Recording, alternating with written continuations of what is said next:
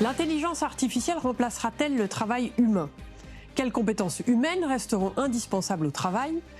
Aujourd'hui, Euronews s'associe à CGTN en français pour expliquer comment l'IA va radicalement changer le monde du travail, que ce soit en Europe, en Chine ou ailleurs. Voici les meilleurs moments du débat. Monsieur Wang, vous avez travaillé en Europe et en Chine. Et comment percevez-vous les enjeux sur de l'intelligence artificielle dans ces deux écosystèmes? Donc, il faut rendre l'IA accessible à tous, surtout les petites et moyennes entreprises, pas seulement les grandes entreprises. Il faut donc la reconversion et le développement des compétences des travailleurs. Il faut qu'ils pas seulement acquérir des compétences pour piloter les machines, mais aussi des compétences humaines, proprement humaines, qui ne peuvent pas être remplacées par les machines. Il faut penser aussi un peu en avance à développer des usages à l'impact positif. Que pour le moment, on ne sait pas où va ChatGPT, etc. Dans quel sens ça va évoluer si par exemple on va créer une machine tellement dangereuse que finalement personne n'arrive à le contrôler.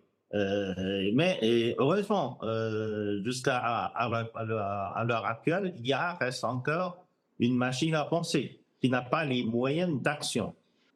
Pour le moment, on ne voit pas encore un tel risque des millions de personnes au chômage à cause de l'utilisation de l'introduction du service de l'IA. Mais le gouvernement a préparé des politiques publiques pour aider les employés touchés par l'IA. Mais c'est quoi vos perspectives d'avenir, du coup ? J'ai vu des pubs qui étaient créées avec l'IA.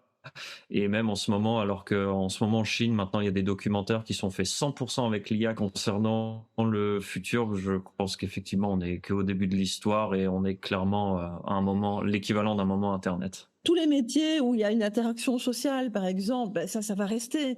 Tous les métiers où on a une composante de créativité complexe, tous les métiers où on a besoin d'intelligence émotionnelle, d'un jugement éthique nuancé, d'un recul critique, de pouvoir être agile dans des environnements qui sont de plus en plus complexes et de plus en plus imprévisibles, toutes ces constantes-là, finalement, au niveau des métiers de demain, seront toujours présentes. Donc, c'est des composantes humaines que là, la machine ne pourra pas remplacer.